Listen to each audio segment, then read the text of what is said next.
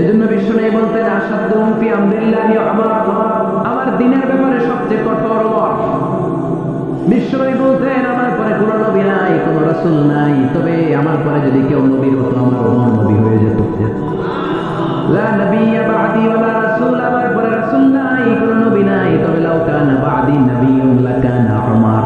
প্রভু তুমি বলেছো রাসূল দেবে না, বলনি দেবে না ওমর, বলনি দেবে না হামজা তারি, খালিদ বিজয়ী সমর। প্রভু তুমি বলেছো রাসূল দেবে না, বলনি দেবে না ওমর, বলনি দেবে না হামজা তারি, খালিদ বিজয়ী সমর। প্রভু তুমি বলেছো রাসূল দেবে না। আল্লাহু আকবার। মদিনায় যত মুনাফিক ছিল জমের মতো ভয় পাইতো সাইয়েদনা ওমরকে।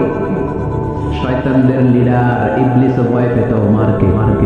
বিশ্বনবী বলেন ওয়াল্লাযী নাফসি বিয়াদিহি, ওমর ওই সত্তার কসম যে সত্তার হাতে আমার আত্মা, মা লাকিয়াকা শাইতানু সালিকান ফাজ্জান ইল্লা সালাকা ফাজ্জান গায়রা ফারজিক। পরে ওমর শয়তান যদি তোমার কোন রাস্তায় দেখে, ইবলিস যদি তোমার কোন রাস্তা দিয়ে হাঁটতে দেখে, ইবলিস ওই রাস্তা রেখে দিয়ে অন্য রাস্তা দিয়ে হাঁটে। ইবলিসও সাইয়েদনা ওমর ফারুককে দেখলে, এই রাস্তা দিয়ে দেখলে ওর বাপের কি জীবনে এই রাস্তা দিয়ে হাঁটবে না, এই রাস্তা থুইয়া ও আরেক রাস্তা ধরে চিল্লায় পড়ে আল্লাহু আকবার। কাফেররা ভয় পেত, মুনাফিকরা ভয় পেত, শয়তান ভয় পেত, এমনকি বিশ্বনবীর বিবিরাও ভয় পেত। সুবহানাল্লাহ পড়ে। বিশ্বনবীর বিবিরা বিশ্বনবীর দললেন আমার এইটা কিনা দেন, ওইটা দেন। বিশ্বনবীর টাকা নাই, ক্ষমতা নাই, সামর্থ্য নাই, বেশি কথা কইলে তালাক নিয়ে যাও, তোমাদের চেয়েও সুন্দরী অনেক অনেক সতী সাধবী নারী আল্লাহ ব্যবস্থা করে দিবে। বিবিরা মাঝে মাঝে খুনসুটি করতো, নবীরে ধরতো, এইটা নাই ওইটা নেই, এটা দেখ। একবার সব বিবিরা টাইট করে ধরছে, ও নবী আয়েশার ঘরে যেদিন থাকেন সাহাবারা বেশি হাদিয়া পাঠায় কেন, আমাদের ঘরে যেদিন থাকেন পাঠায় না কেন? কালকে জুমার নামাজের পরে ঘোষণা দিবেন সবার ঘরে সমান সমান হাদিয়া। নবী কয় আমি হাইতাম না। ও মিয়া কে হাদিয়া দিবে, কটুক দিবে, এটা কি ইমাম সাহেবের কাজ? ইমাম সাহেবের বাসায় কে কোন দিন কি খাওয়াবে, কি গিফট দিবে, এটা তো কে যে গিফট দিবে তার ব্যাপার। বিশ্বনবী বললেন আবু বকরকে সবাই ভালোবাসে, তাই আবু বকরের মেয়ের ঘরে যেদিন আমার ডেট পরে থাকার সময় ওই দিন হয়তো বেশি হাদিয়া পাঠায়, তোমাদের ঘরে পাঠায় না, আমার বলার কোনো সুযোগ। বিবিরা কয় না আপনারে বলতেই হবে। নবী কয় আমি পারবো না। বিবিরা কয় পারবেন। ইন দ্য মিন টাইম দরজার উপর থেকে কে যেন সালাম দিল, আসসালামু আলাইকুম ওয়া রাহমাতুল্লাহ। বিশ্বনবী বললেন ওয়া আলাইকুম আসসালাম। বিশ্বনবী বুঝতে পারলেন সালামটা আমার ওমরের সালাম। বিশ্বনবী সালামের উত্তর দিয়ে বিবিদের দিকে তাকায়, দেখে একটা বিবি ওর সামনে নাই, সব উদাও ম্যানিশ হয়ে গেছে। ওমর সুবহানাল্লাহ করবেন না। এই জন্য ওমরকে শয়তান ভয় পেত। আমাদের বাচ্চাদেরকে, আমার মেয়ে একটা মাত্র মেয়ে, খাইতে চায় না, শুধু আমার মেয়ে না, অধিকাংশ বাচ্চাদের এই অবস্থা। ওর আম্মা দিক দিয়ে খাওয়ায়, আবার দৌড় দেয়, আবার আমি খাওয়াই, আবার কান্নাকাটি করে, বলে গল্প শোনাও, তাই লেখাবো। এখন গল্প শোনাইলেও খায় না। বর্তমান সময়ের ছেলে মেয়েগুলো এরকম, এত জ্বালাতন করে, খেতে চায় না তো বলতে হয় বাঘ আসবে, বাঘ, সিংহ আসবে, সিংহ মামা আসবে, ঘুমাও, এগুলো আমরা বলি না? বড় দোষী এটা তারা কি বলেন? বাচ্চা যদি না ঘুমায়, না খাইতে যায়, এগুলোই তো বলে বাঘ আসবে, বিড়াল আসবে। মদিনাতে ওমরে ফারুক যখন খলিফা, মদিনার কোন বাচ্চারা যদি না খেতে চাইতো, না ঘুমাইতে চাইতো, মদিনার মায়েরা বলতো তাড়াতাড়ি ঘুমাও, ওই যে ওমর আসতেছে, ওমর। কি শাসক ছিলেন সাইয়েদনা ওমর! সবাই সমান, ওনার বিধান, ওনার রীতি সবার জন্য সমান। মদ খাওয়ার অপরাধে নিজের কলিজার টুকরা ছেলে আবু শাহমাকে 80টা বেত মেরেছে। হাদিসটা দায়ী, তবে শিক্ষা আছে আমাদের জন্য। 80টা বেত মেরেছে। এক রাতে পাওয়া যায় বেত মেরে ছেলেটাকে আহত করে ফেলেছে, আরেক রাতে পাওয়া যায় পিটাতে ছেলেটাকে দুনিয়া থেকে শেষ করে ফেলেছে। ছেলের মুখে গন্ধ পেয়েছে। আর শরীফটা খামরান, কিরে মদ খাইছোস? কয় না বাবা, শরীফ তো নাবিজ, আমি নাবিজ খেয়েছি। নাবিজ খাওয়া যায়। নাবিজ হচ্ছে রাত্রিবেলা আরবরা দুধের মধ্যে শক্ত খুরমা ছেড়ে দেয়। 1 কেজি দুধের মধ্যে 10টা শক্ত খুরমা ছেড়ে দিলে সকালবেলা দুধের কালারটা সাদা থাকে না, শক্ত খুরমার রস টেনে ওটা লাল হয়ে যায়, খেতে বড় মজা। এটাকে বলে নাবিজ। কিন্তু সকালেই খেতে হবে। ওইটারে যদি 3 দিন জমায় রাখেন, 4 দিন জমায় রাখেন, ওইটাও গাঞ্জা হয়ে যাবে, ওইটাও তারি হয়ে যায়, মদ হয়ে যায়। সাইয়েদনা ওমরের ছেলে এই কাজ করেছেন, একটু তারির স্বাদ নেওয়ার জন্য 4 দিন রেখে দিয়েছে। সাইয়েদনা ওমর বললেন, কি খাইছস? কয় মদ খাই নাই। নাবিস খাইছস? এদিকে ইফতাহ ফামাক, মুখ খোল। করার পরে মুখের সামনে নাক নিয়ে গন্ধ দেখে, মদের গন্ধ, কলারটা ধরে মসজিদে নববীতে নিয়েছে। ইন দা মিন টাইম মসজিদে নববীতে জোহরের নামাজ হয়। নিজের ছেলেকে মসজিদে নববীর উস্তানা বলে, উস্তানা তো মসজিদে নববী, মসজিদে নববীর পিলার বেঁধেছেন। যেহেতু উনি খলিফা, মসজিদে নববীর ইমাম, জোহরের নামাজের ইমামতি করলেন। সালাম ফিরালেন, আসসালামু আলাইকুম ওয়া রাহমাতুল্লাহ, আসসালামু আলাইকুম ওয়া রাহমাতুল্লাহ। সালামের পর বললেন, মাকানাকুম ইনদানা হাদ, সুন্নতের পর বসে যাবেন, আমাদের একটা পদ আছে। আল্লাহর দেয়া যে বিধান, বিচার, এটাকে আরবিতে বলে হাদ। প্লুরাল হচ্ছে হুদুদ। আমাদের হুদুদ আছে, মানে গুরুদণ্ড আছে, বুঝবেন? হাজার হাজার মানুষ সবাই ওযু করে যখন ঢুকতেছিল, দেখে আবু শামা পিলারে বাঁধা। সবাই তো আশ্চর্য, কি আদিব তামাশা, প্রেসিডেন্টের পোলা বাঁধা। নামাজের পরে বাইরে আসার পরে হাজার হাজার মানুষ তাকিয়ে আছে। কানাঘুষা শুরু হয়ে যায়। সবাই বলে, কি হয়েছে? ওমর কয়, আমার টানাটানি করা যাবে না, এই যে থামেন, এখন টানলে কি হবে আমি জানি, খুব বিশৃঙ্খলা হবে। তারাই শুনলে ডবল সব। আমি চলে গেলে এরপর আপনার টানাটানি করে ঢুকে। কথা শুনতেছেন তো? মনোযোগ আছে? লোকদের মধ্যে কানাঘুষা। প্রেসিডেন্টের ছেলে, কেউ কয় ওমর মনে হয় মারবে না, যেহেতু নিজের ছেলে তো ধমকি দিয়ে ছেড়ে দিয়েছে।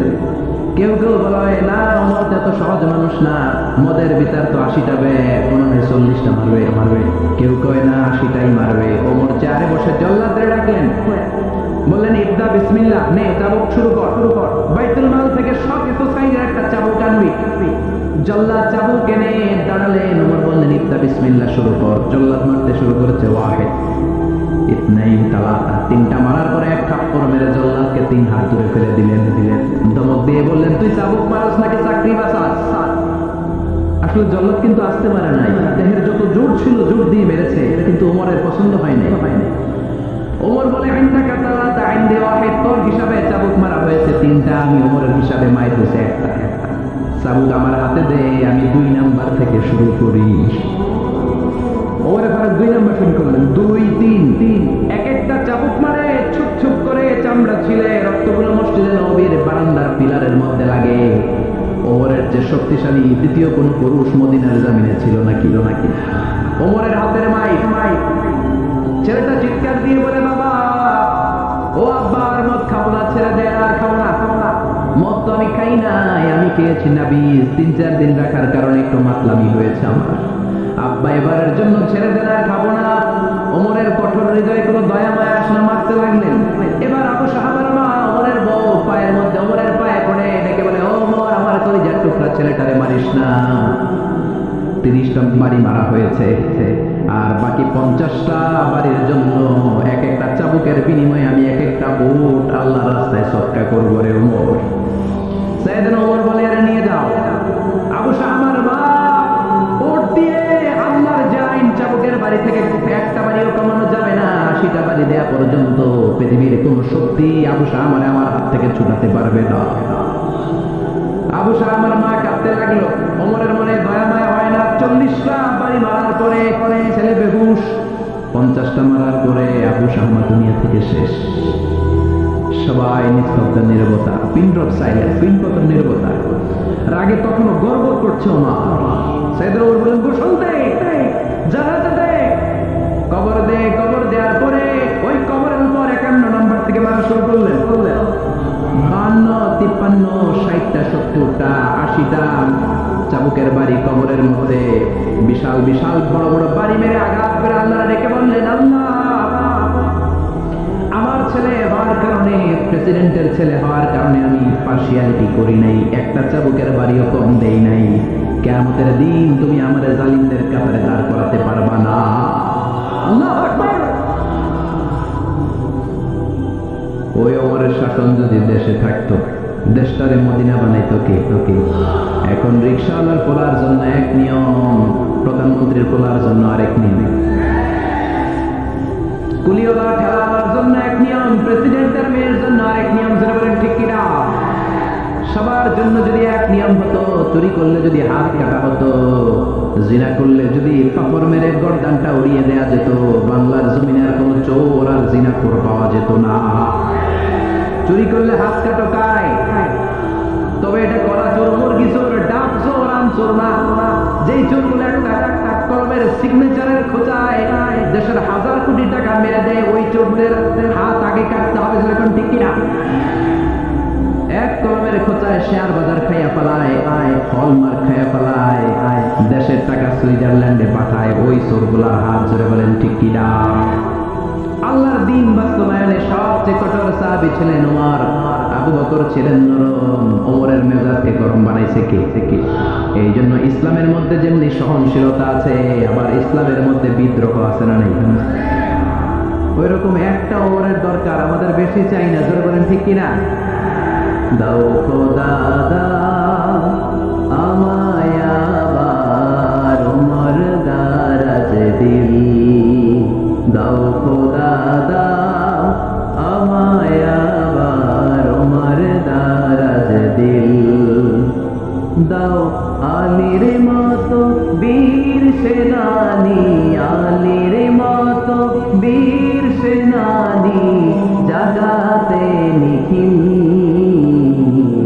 দাও খোদা দাও আমায় আবার ওমর দারাজ দিল। সুবহানাল্লাহ পড়েন।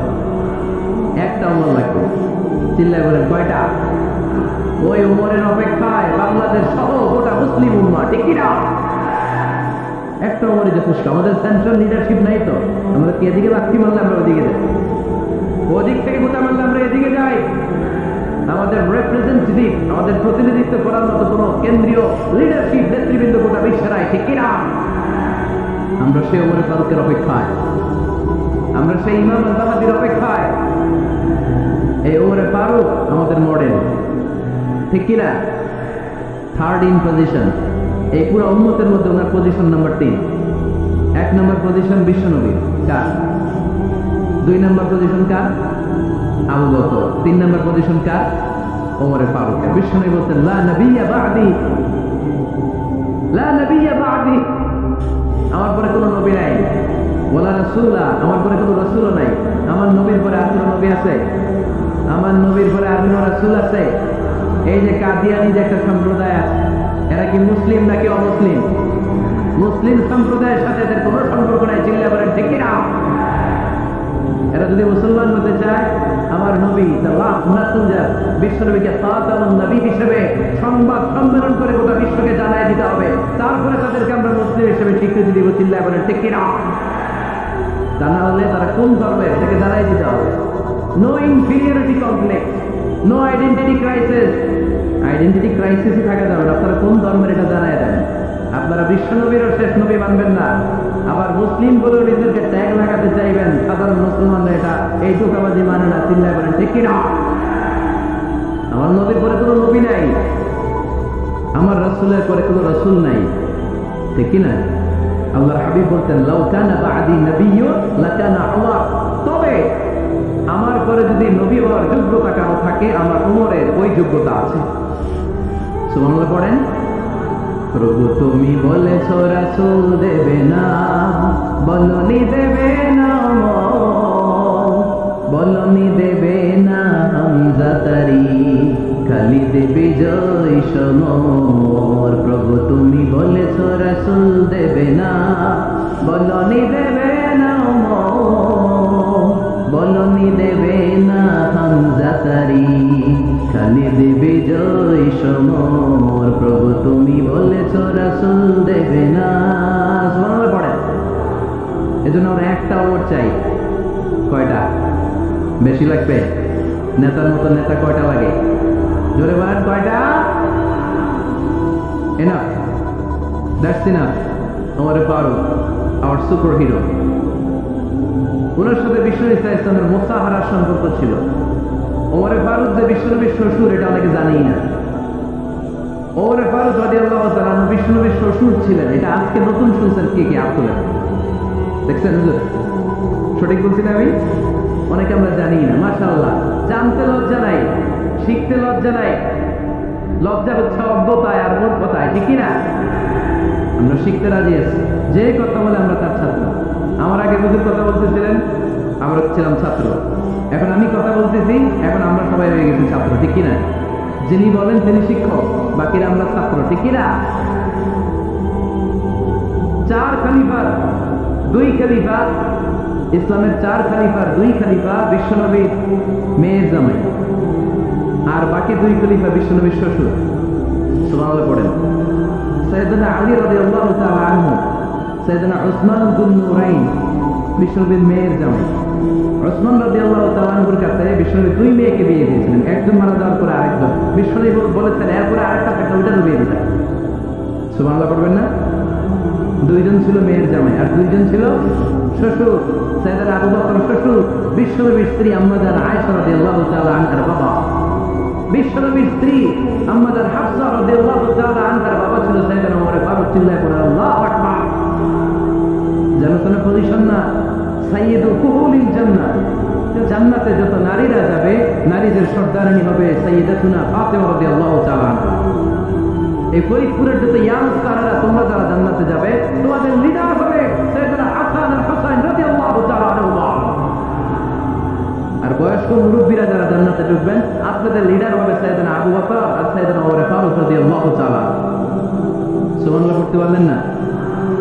ওমর ফারুক সাধারণ কোনো ক্যারেক্টারিস্টিক্স নয়, ওনাকে আল্লাহ তাআলা নলেজও দিয়েছেন, আবার দিনদারিও দিয়েছেন। আমার দিনী ভাইয়েরা খেয়াল রাখবেন, কোনো আলেমের মধ্যে বা কোনো নেতার মধ্যে যদি এই 2টার সমন্বয় আপনি পান, যে তার জ্ঞানও আছে আবার দিনদারিও আছে, he belongs the knowledge and he belongs the taqwa, সে গোটা বিশ্বকে জয় করে ফেলবে, ঠিক কিনা? যার মধ্যে জ্ঞান আছে, যার মধ্যে তাকওয়া আছে, তারা কেউ থামায় রাখতে পারে? ওমর ফারুককে এই 2 নেয়ামত দিয়ে ধন্য করেছে কে? সহিহ বুখারীর বর্ণনা, বিশ্বনবী সাহাবীদের সামনে একটা স্বপ্নের কথা বলছেন। বিশ্বনবী বললেন, আমি স্বপ্নে দেখলাম আমার আঙ্গুলের ফাঁকা থেকে দুধ বের হচ্ছে, আমি তৃপ্তি সহকারে দুধ খেলাম।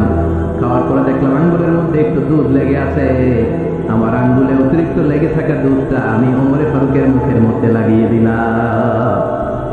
সাহাবারা বললেন, ইয়া রাসূলুল্লাহ, ইয়া হাবিবাল্লাহ, মাযা আওয়ালতা বিহি, এই স্বপ্নের আপনি কি ব্যাখ্যা করলেন, আমরা তো বুঝলাম না।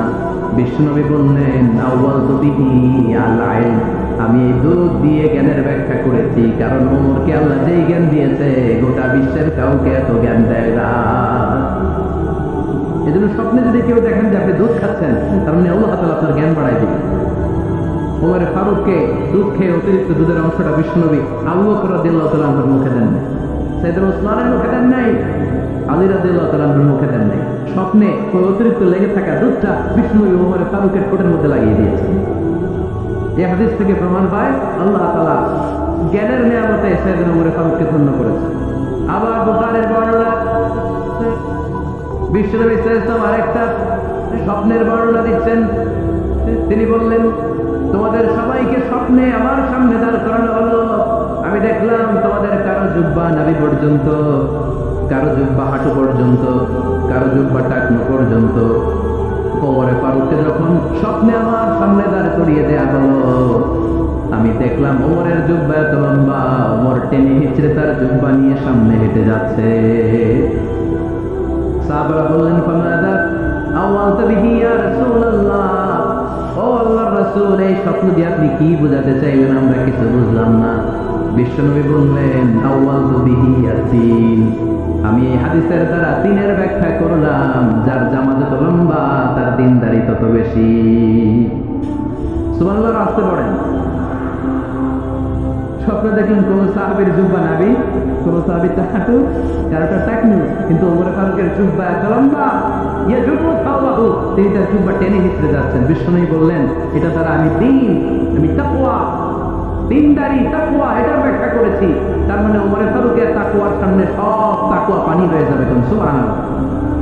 আল্লাহ তাআলা সাইয়েদনা ওমর ফারুককে দ্বীনের জ্ঞান দিয়েছেন, তাকওয়া দিয়েছেন। যুবক ভাইরা, যাকে আল্লাহ তাআলা দ্বীনের জ্ঞান দেয়, যাকে আল্লাহ তাআলা তাকওয়ার এই গুণ দিয়ে সমৃদ্ধ করে, তার জন্য গোটা বিশ্বের সব দরজাগুলোকে ওপেন করে দেয় কে? কত বড় মুত্তাকি ছিলেন সাইয়েদনা ওমর ফারুক। মদিনার সমাজে কয়জন মুনাফিক ছিল বিশ্বনবী ছাড়া কেউ বলতে পারতেন না। বিশ্বনবী কোন সাহাবীকে মুনাফিকদের লিস্ট দিয়ে যান নাই, একজন সাহাবী ছাড়া। দেখি কেউ বলতে পারেন কিনা ওই সাহাবীর নাম? কি নাম? হুযায়ফা ইবনুল ইয়ামান রাদিয়াল্লাহু তাআলা আনহু। ওনাকে বলা হতো সাহিবু সিররি রাসূলিল্লাহ, আল্লাহ রাসূল সাল্লাল্লাহু আলাইহি ওয়াসাল্লামের গোপন তথ্যের ধারক বাহক। সুবহানাল্লাহ বলবেন না? বিশ্বনবী ইন্তেকালের আগে মদিনার সমাজে মোট কয়জন মুনাফিক আছে এই তথ্য আবু বকরকে বলেন নাই, ওমর রাদিয়াল্লাহু তাআলা আনহুকে বলেন নাই, উসমান রাদিয়াল্লাহু তাআলা আনহু, আলী রাদিয়াল্লাহু তাআলা আনহু, আশরাতুল মুবাশশিরিন বিল জান্নাহ কোন সাহাবীকে বলেন নাই। শুধুমাত্র কেবলমাত্র একমাত্র হুযায়ফা ইবনুল ইয়ামান রাদিয়াল্লাহু তাআলা আনহুর কাছে মুনাফিকদের লিস্টে বিশ্বনবী দিয়ে গিয়েছে। সুবহানাল্লাহ পড়ে। মদিনায় কারা কারা মুনাফিক কেউ জানতো না হুযায়ফা ছাড়া। কে ছাড়া? নামটা আজকে মুখস্থ করেন যাতে অন্য কোনো ওয়াজে কেউ জিজ্ঞেস করলে বলতে পারে। মুনাফিকদের লিস্ট যে সাহাবীর কাছে বিশ্বনবী দিয়ে গিয়েছিলেন, সাহাবীর নাম কি? নাম? নামটা কেমন লাগে? ভালো লাগে? অনেকে আমাকে জিজ্ঞেস করে, হুজুর আমার ছেলে হবে আগামী মাসে, একটা নাম দেন। নাম দিয়ে দিলাম হুযায়ফা। যাদের হবে ছেলে, এলাকায় যাদের নেক্সট কয়েক মাসে ছেলে হবে, খালি হুযায়ফা চলবে। কি চলবে? ভালো লাগে? নামটা ভালো লাগে? রাইখেন, অনেক সুন্দর নাম। উনি জানতেন মুনাফিক কারা। দেখেন ওমর ফারুকের তাকওয়ার লেভেলটা কত হাই হাই। ওমর ফারুক একদিন হুযায়ফা রাদিয়াল্লাহু তাআলা আনহুর কাছে গেলেন, যে বললেন, হুযায়ফা, বিশ্বনবী ইন্তেকালের আগে মুনাফিকদের নামের লিস্টটা কারো কাছে দেয় নাই, আমার জানা নাই, সাইয়েদনা আবু বকরের জানা নাই, কোন সাহাবীর জানা নাই, তুমি ছাড়া। আমি তোমার কাছে জানতে চাই, আমি ওমরের নামটা ওই মুনাফিকদের খাতায় আছে কিনা আমার একটু বলো। আমার ওমরের নামটা ওই মুনাফিকদের লিস্টিতে একটু আছে কিনা, নামটা একটু বলো। যদি থাকে আমি ভালো হয়ে যাব। আমি নেফাককে দূর করে পাক্কা মুমিন হতে চাই। আমার নাম যদি মুনাফিকের লিস্টে থাকে আমি তো শেষ। হুযায়ফা চোখের পানি ছেড়ে দিয়ে বলে, আমিরুল মুমিনিন, কেমন প্রশ্ন করলেন আপনি? আপনি বিশ্বনবীর শ্বশুর। এই উম্মতে আপনার পজিশন 3 নাম্বার। আপনারে মুনাফিকরা ভয় পায়, শয়তান আপনারে ভয় পায়। আপনি জান্নাতে সব বয়স্ক লোকদেরকে নিয়ে জান্নাতের মধ্যে আগে আগে ঢুকবেন, কেমন করে মুনাফিকদের কাতারে আপনার নাম থাকতে পারে? সুবহানাল্লাহ পড়ে। কি বিনয়ী, কি তাকওয়া। হুযায়ফাকে জিজ্ঞেস করতেন, হুযায়ফা একটু বলো না আমার নামটা মুনাফিকদের লিস্টে আছে কিনা। ওমর ফারুকের যদি এই টেনশন থাকে যে আমি মুনাফিক হয়ে গেলাম কিনা, আমাদের এই টেনশন থাকার দরকার আছে না? হ্যাঁ, যেন সব সময় আল্লাহর কাছে দোয়া করতে হবে, আল্লাহ তুমি নেফাকি থেকে আমাদেরকে বাঁচাও। আর জোরে বলেন আমিন। ওমর ফারুক রাদিয়াল্লাহু তাআলা আনহু আমাদের সুপার হিরো, আমাদের সবাই বলেন আমাদের। উনি কত বড় সুপার হিরো শুনেন। উনি জুমার খুতবা দিচ্ছেন। কি দিচ্ছেন? মসজিদে নববীতে খুতবার মাঝখানে হঠাৎ বললেন, ইয়া সারিয়াতুল জাবাল, ইয়া সারিয়াত ইবনে সালিমিল জাবাল। এই কথা বলেই আবার খুতবা দিতে শুরু করলেন। ওনার এই ইয়া সারিয়াত ইবনে সালিমিল জাবালের সাথে আগের কথার কোনো মিল নাই, পরের কথার কোনো মিল নাই। জুমার নামাজের পর মুসল্লি সাহাবারা বললেন, ইয়া আমিরুল মুমিনিন। খুতবার মাঝখানে হঠাৎ করে ইয়া সারিয়াত ইবনে সালিমিল জাবাল বলে আপনি চিৎকার করলেন কেন? আপনার এই বাক্যের সাথে আপনার খুতবার আগের বাক্যের কোনো মিল নাই, আপনার খুতবার পরের বাক্যের কোনো মিল নাই। এই কথা আপনি কারে বললেন? কারে উদ্দেশ্য করে বললেন? এই কথার তাৎপর্য কি আমাদেরকে বুঝিয়ে বলে। ওমর ফারুক বলেন, আমি যখন খুতবা দিচ্ছি আমি দেখতে পেলাম ওই যে কয়েক মাস আগে আমি আমার মুসলিম সেনাবাহিনী পারস্য আক্রমণের জন্য পাঠিয়েছি বর্তমান ইরানের ওই বিশাল এলাকাতে পারস্যে আমি আমার ব্যাটালিয়ন পাঠিয়েছি। আমি হঠাৎ করে দেখতে পেলাম আমার মুসলিম বাহিনীর সেনাপতি যুদ্ধের এক পর্যায়ে তার ডানে আছে উপত্যকা, বায়ে আছে পাহাড়, সে পাহাড়ি রাস্তা ছেড়ে দিয়ে উপত্যকার দিকে যেতে শুরু করেছে। আমি দেখতে পেলাম আমার মুসলিম বাহিনী যদি উপত্যকার দিকে ছুটে বেড়ায়, কাফির মুশরিকরা আমার মুসলিম বাহিনীকে কচুকাটা করে ফেলবে, তাই আমি এখান থেকে তাদেরকে কমান্ড দিয়ে বলেছি, ইয়া সারিয়াতাল জাবাল, উপত্যকার দিকে নয় পাহাড়ের দিকে যাও, তাহলেই তোমাদের বিজয় নিশ্চিত হয়ে যাবে। উপত্যকার দিকে যেও না, ইলাল জাবাল, ইলা সারিয়াতিল জাবাল, পাহাড়ের দিকে ছোট। সাহাবারা অবাক, ঘটনা কি? উনি বসে আছেন মদিনায় মসজিদে নববীর মিম্বারে দাঁড়িয়ে, উনি যদি ইয়া সারিয়াতাল জাবাল বলে, এটা কি ইরানে যাবে নাকি? ও মিয়া, তখনকার সময়ে বর্তমানের মতো মোবাইল ছিল নাকি, ইন্টারনেট ছিল নাকি, কিছু ছিল? খালি মুখে আমি যদি বলি ইয়া সারিয়াতাল জাবাল, এটা ইরানে যাবে, ইন্ডিয়ায় যাবে, ঢাকাইতে যাবে, ফরিদপুর শহরে তো বসবে না, ঠিক কিনা? কিন্তু এটা আমিরুল মুমিনিন বিশ্বাসী সাহাবারা বিশ্বাস করে নিল। কিছু মুনাফিক ছিল, এরা করে না ঝামেলা, এটা তো সম্ভব না। এক কাজ করি, এই সেনাপতি যখন বিজয়ী বেশে মদিনায় ফিরে আসবে, আর আমরা করবো। এরা দিন বলতে লাগলো, এই সেনাপতি মুসলিম বাহিনী নিয়ে পারস্য জয় করে কবে ফিরে আসবে? এই মুনাফিকের দলগুলো কখনো সেনাবাহিনীকে অভ্যর্থনা জানাতে যেত না, কিন্তু এইবার সবার আগে মদিনার উপকণ্ঠে যে সেনাপতিদেরকে অভ্যর্থনা জানানোর জন্য ফুল নিয়ে রেডি। ফুল নিয়ে দাঁড়ায়, সেনাপতি ঢুকার সাথে সাথে ধরছে, এই সেনাপতি কোথেকে আসছে? পারস্য জয় করে আসছে। এমন এমন দিন, জুমার দিন, দুপুর বেলা, যুদ্ধের মাঝখানে আমিরুল মুমিনিনের কণ্ঠে তুমি কথাবার্তা শুনছো নাকি? সেনাপতি অবাক, কয় তোমরা জানলা কেমনে? শুনছি তো। সুবহানাল্লাহ বলবেন না? আমরা যুদ্ধে একটা ভয়ঙ্কর অবস্থার মধ্যে ছিলাম, পেছন থেকে শত্রু আমাদেরকে আক্রমণ করতে শুরু করে দিল। ডানে যাবো না বায়ে যাবো, সামনে যাবো নাকি পেছনে যাবো, রাস্তা খুঁজে পাচ্ছি না। ডান দিকে ছিল আমাদের উপত্যকার রাস্তা, বাঁ দিকে ছিল পাহাড়ি পথ। আমরা সোজা পথ হবে মনে করে উপত্যকার দিকে ছুটতে আরম্ভ করলাম। হঠাৎ করে আমিরুল মুমিনিনের কণ্ঠ বজ্র কণ্ঠে আমার কানের মধ্যে ভেসে আসলো। আমার মনে হলো আমিরুল মুমিনিন কেমন যেন আমাকে কমান্ড দিচ্ছেন আর বলছেন, ইয়া সারিয়াতাল জাবাল, ডান দিকে উপত্যকার পথে নয়, তাড়াতাড়ি পাহাড়ের দিকে সৈন্যবাহিনী নিয়ে উঠে যা। পাহাড়ের দিকে, ডানে না, this is wrong track and this is the right track. ওই দিন যদি ওমরে ফারুকের ওই গাইডলাইন, আমিরুল মুমিনিনের কমান্ড যদি আমি না শুনতাম, আজকে বিজয়ের বেশে ফিরতেও পারতাম না, আমাদের চেহারাও তোমরা দেখতে পেত না। ওমরে ফারুকের ওই কমান্ড, ওই গাইডলাইন অদৃশ্য থেকে শোনার কারণে এই পারস্যের মধ্যে আমাদেরকে সেই যুদ্ধে বিজয় দান করেছে কে? দিস ইজ উমরে ফারুক, দিস ইজ উমরে ফারুক। বিশ্বনবী বলতেন, আমার মা লাকিয়াকা শাইতানু সালিকান ফাজ্জান ইল্লা সালাকা ফাজ্জান গায়রা ফাজ্জিক উমর। শয়তান ইবলিস যদি তোমার কোনো রাস্তা দিয়ে হাঁটতে দেখে, শয়তান ওই রাস্তা রেখে দিয়ে অন্য রাস্তা দিয়ে হাঁটে। সুবহানাল্লাহ বাড়িতে যে বলেন, কে বলতেছে? বিশ্বনবী। কার ব্যাপারে? কার ব্যাপারে? ওমরে ফারুকের ব্যাপারে। শয়তান যদি দেখে যে ওমরে ফারুক এই রাস্তা দিয়ে হাঁটতেছে, শয়তান ওই রাস্তা রেখে দিয়ে অন্য রাস্তা দিয়ে হাঁটে। সুবহানাল্লাহ পড়ে। রাত্রিবেলা আমরা আমাদের বাচ্চা ছেলে মেয়েদেরকে যখন খাওয়াই, বাচ্চারা খেতে চায় না, এরকম হয় আপনাদের ফরিদপুর এলাকায়? হ্যাঁ, এই এলাকায় হয় নাকি? খেতে চায় না বাচ্চারা, এই চকলেট দেখায়া, এই মিনা কার্টুন দেখায়া, এইটা সেইটা, এগুলো সেগুলো বলে, গল্প টল্প বলে বলে খাওয়ানো লাগে, তাই না? তারপরেও খায় না। আমারও ছোট মেয়ে আছে, খেতে চায় না, এইটা সেইটা এমনি সেমনি খাওয়ানো লাগে। তো শেষে না পেরে মা বাবা বলতে বাধ্য হয়, ওই যে ভূত আসতেছে, ভূত, তাড়াতাড়ি তাড়াতাড়ি খাও, তাহলে যে ভূত ধরবে তোমার, ওই যে বাঘ আসতেছে, বাঘ, তাড়াতাড়ি খাইলে তাহলে বাঘে কামড়ে।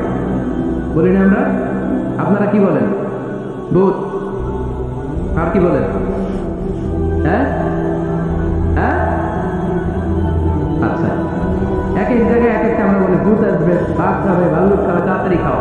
মদিনাতে যখন ওমরে ফারুক আমিরুল মুমিনিন, মদিনার মায়েরা বাচ্চাদেরকে খাওয়াতে পারতো না, ছোট্ট মেয়েদেরকে খাওয়াতে পারতো না, খাওয়া নিয়ে যন্ত্রণা করতো। বাচ্চারা যখন মদিনায় খেতে চাইতো না রাত্রিবেলায়, মদিনার মায়েরা বলতো, তাড়াতাড়ি খাও, তাড়াতাড়ি খা, নাহলে ওই যে ওমর আসতেছে, Omar. This is our super hero সাইয়েদনা ওমর ফারুক রাদিয়াল্লাহু তাআলা। শুধু শয়তানই ভয় পেত না, মুনাফিকরাও ভয় পেত, জমের মতো ভয়। শুধু তাই না, আমাদের আম্মা জান বিষ্ণু ইসলামের স্ত্রীরাও ওমর ফারুককে ভয় পেতেন। সুবহানাল্লাহ বলবেন না? মাঝে মাঝে বিষ্ণু ইসলামের সাথে আম্মা জান আয়েশার ঝগড়া হতো না? আপনাদের ফ্যামিলিতে ঝগড়া হয়? হয় না? হয় না? কার কার দেখি করে অনেক আল্লাহর আলী আসতে জায়গায় ঝগড়া হয় না? কি কথা কয় ঝগড়া হয় না বলে? বিশ্বনবীর ফ্যামিলিতে ঝগড়া হয়, আপনার ফ্যামিলিতে হয় না? মিষ্টি ঝগড়া। আর ও বিয়ে করে নাই,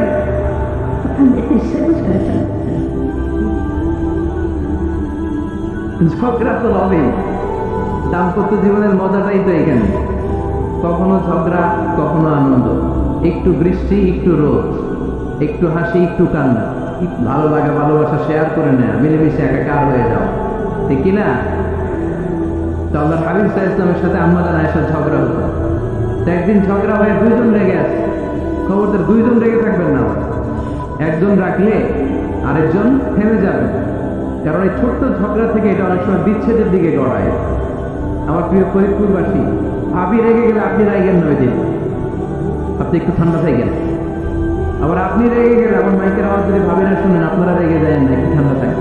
দুইজনে রেগে গেলে তো তৃতীয় বিশ্বযুদ্ধ শুরু হবে, তাই না?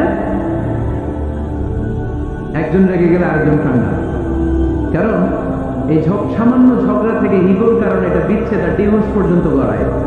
আর শয়তান এখানে উস্কানি দেয়, কারণ ইমানদারদের ফ্যামিলি ভাঙতে পারলে শয়তান সবচেয়ে বড় খুশি হয়। আর ইমানদারদের ফ্যামিলি টিকে থাকলে খুশি হয়ে যায় কে? আম্মা জান আয়েশা রাদিয়াল্লাহু তাআলা আনহার সাথে বিষ্ণু ইসলামের ঝগড়া হতো মাঝে মাঝে। একবার ঝগড়া হলো, বিষ্ণু ইসলাম রাগ, আম্মা জান আয়েশা রাগ।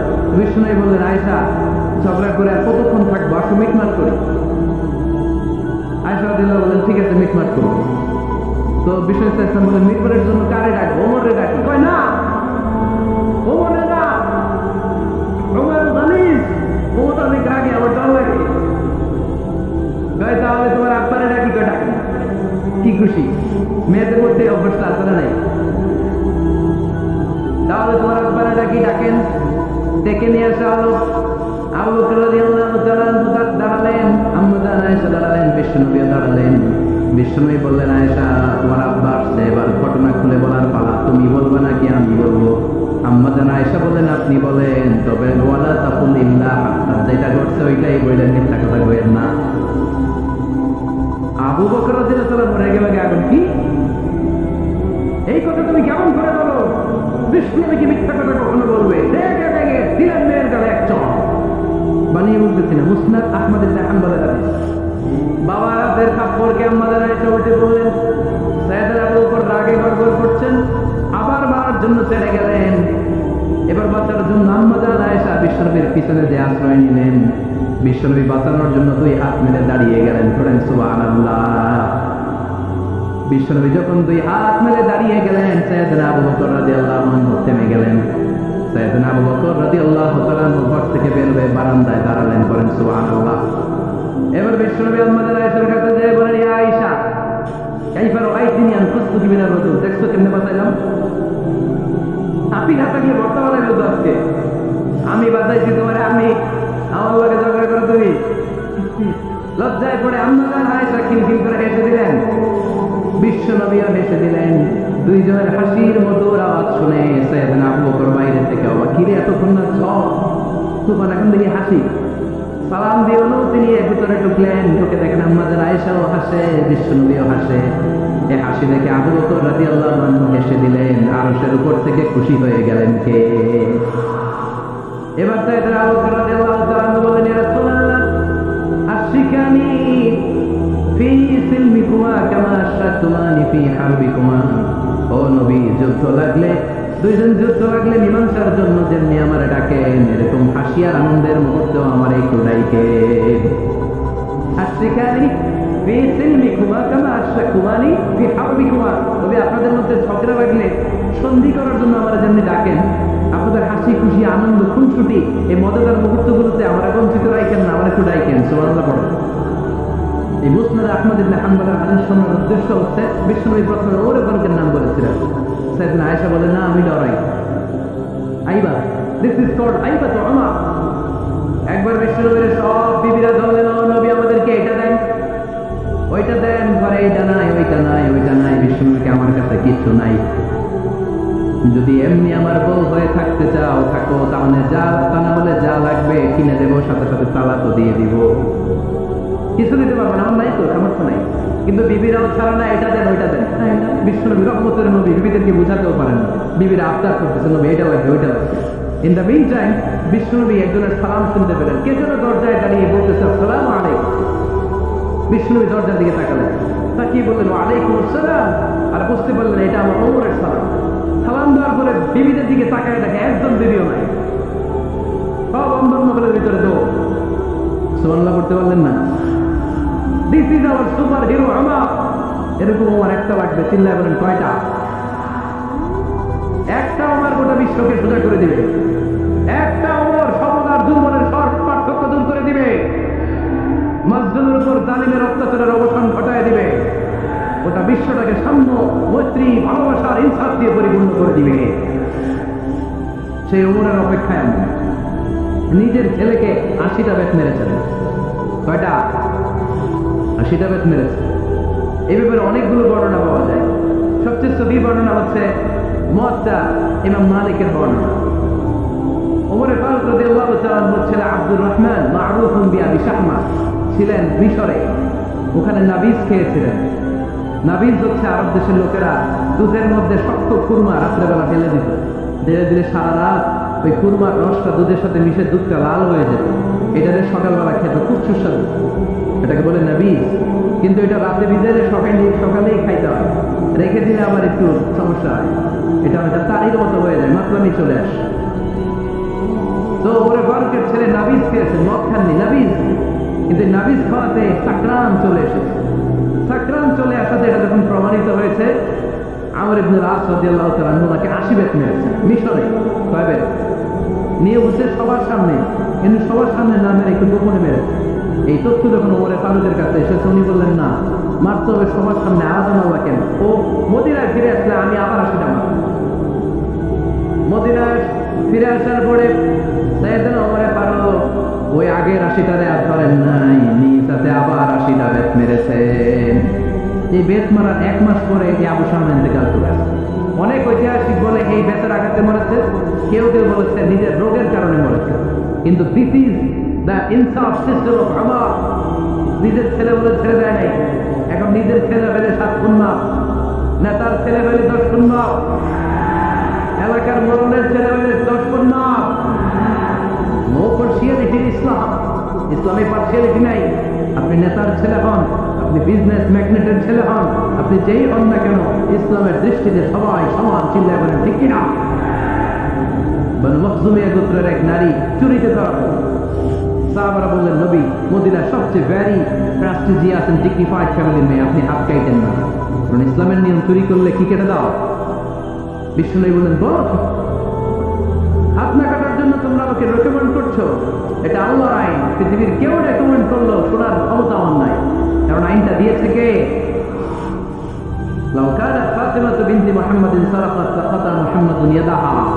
আরে বনু মখজুমিয়া মেয়ে তো দূরের কথা, আমার কলিজার টুকরা ফাতেমাও যদি আজ চুরিতে ধরা পড়তো, তার হাত কেটে দিতে আমি 1 মিনিটও দেরি করতাম না। দিস ইজ ইসলাম। এই হচ্ছে ওমরে ফারুকের মানাকিব। এরকম ওমরে ফারুক কয়টা লাগবে? আওয়াজ করে বলতে হবে কয়টা লাগবে? 1টা লাগবে। এই সাইয়েদনা ওমরে ফারুক মদিনার প্রথম চিফ জাস্টিস ছিলেন। সর্বপ্রথম ওনার পরামর্শে সাইয়েদনা আবু বকর রাদিয়াল্লাহু তাআলা কোরআনকে সংকলন করেছেন। আমরা এই যে কোরআন পড়ি 30 পারা, এমদাদিয়া লাইব্রেরি 114টা সূরা, কত সুন্দর সন্নিবেশ করা হয়েছে, এখানে সাজানো হয়েছে। আল্লাহ হাবিব সাল্লাল্লাহু আলাইহি ওয়াসাল্লামের সময় কি এরকম কোরআন ছিল নাকি? ছিল না? খেজুর পাতার মধ্যে, গাছের বাকলের মধ্যে, ওটের বড় হাড্ডির মধ্যে আর পাথরের মধ্যে খোদাই করা কোরআন ছিল। সাইয়েদনা আবু বকরের সময় রাদিয়াল্লাহু তাআলা আনহুর সময় যুদ্ধ হলো, 70 জন হাফেজ সাহাবী ইন্তেকাল করলেন। সাইয়েদনা আবু বকর রাদিয়াল্লাহু তাআলা আনহুকে ডেকে ওমর ফারুক বললেন, ও আবু বকর, এইভাবে হাফেজে কোরআন সাহাবীরা যদি দুনিয়া থেকে বিদায় হয়ে যায়, আল্লাহর কোরআনও তো বিদায় হয়ে যাবে। আমার আপনি সব বয়োজ্যেষ্ঠ সাহাবীদেরকে একসাথে করে কোরআনের সব কাগজগুলোকে একসাথে করে একটা নির্ধারিত কপির মধ্যে কোরআনকে সংকলন করে ফেলে। সাইয়েদনা আবু বকর বললেন, যেটা আমার নবী করে না, এটা আমি কেমনে করি? কিন্তু ওমর ফারুক নাফরমানরা বলে না, এটা করলে কোনো খারাপ হবে না, ভালোই হবে। মুসলিম উম্মার জন্য এক জায়গায় কোরআন সন্নিবেশিত থাকবে, আপনি করেন। সাইয়েদনা আবু বকর রাজি হয় না, ওমর ফারুকও ছাড়ে না। ওমর ফারুক বলতে বলতে এমন ভাবে সাইয়েদনা আবু বকর রাদিয়াল্লাহু তাআলা আনহুকে ধরলেন, সব শেষে সাইয়েদনা আবু বকর ওমর ফারুকের কথায় কোরআন সংকলনে রাজি হয়ে গেলেন। পড়েন সুবহানাল্লাহ। উনি বললেন, ওমর যখন আমাকে বারবার বোঝাতে লাগলো, আল্লাহ তাআলা আমার হৃদয়টা ওমরের কথা শোনার জন্য খুলে দিলেন। আল্লাহ তাআলা কেমন যেন আমাকে এর আন করলেন, আবু বকর করো, এই কাজের মধ্য দিয়ে আমি আমার কোরআনকে গোটা বিশ্বে জীবিত রেখে দেব। This is Umar. এই যে আমরা হিজরি সনের যে আমরা গণনা করি, এই হিজরি সনের প্রবর্তক হচ্ছে সাইয়েদনা ওমর ফারুক। সুবহানাল্লাহ নাই? আপনাদের মনোযোগ আসছে না গেছে? কই ঘুমায় গেলেন মনে হয়? তাকবীর দেন তো একজন আওয়াজ করে।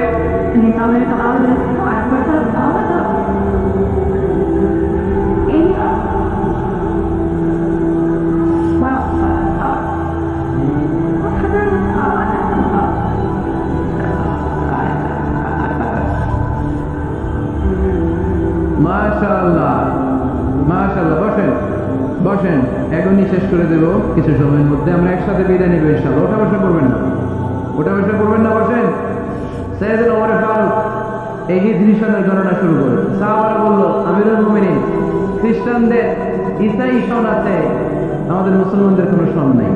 আমাদের একটা সন থাকলে আমাদের জিজিয়া নিতে, আমাদের যাকাতের টাকা উত্তোলন করতে অনেক সুবিধা হবে।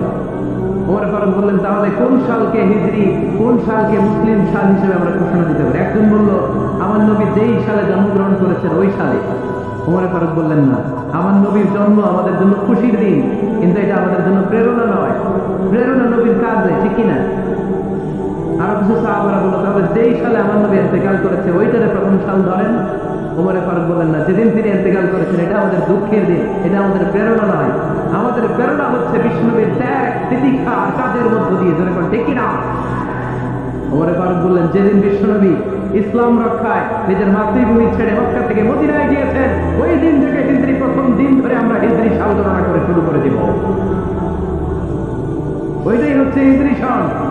সেখান থেকে হিজরি সনের প্রবর্তন করেছেন সাইয়েদনা ওমর ফারুক রাদিয়াল্লাহু তাআলা আনহু।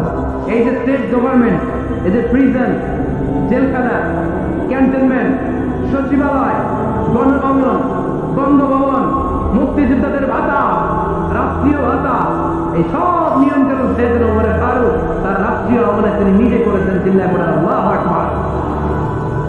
আল্লাহ বললেন, ও ফেরেশতা কুল সবাই আমার আদেশ মোতাবেক আদমকে সেজদা করো। সবাই সেজদা করলো, একজন ছাড়া, সে কে? আরো জোরে বলেন, অস্বীকার করলো, ওয়াস্তাকবার, অহংকার দেখালো, কানা মিনাল কাফিরিন, কাফিরদের অন্তর্ভুক্ত হলো, জাহান্নামীদের সর্দার হলো। কয়টা সেজদার আদেশ? আওয়াজ করে বলেন, কয়টা সেজদার আদেশ অমান্য করছে? সেজদা কয়টা দেয় নাই? আপনি দেন নাই কয়টা? হ্যাঁ, আমরা দেই নাই কয়টা? এক সেজদা না দিয়ে জাহান্নামে টেনে দিলাম।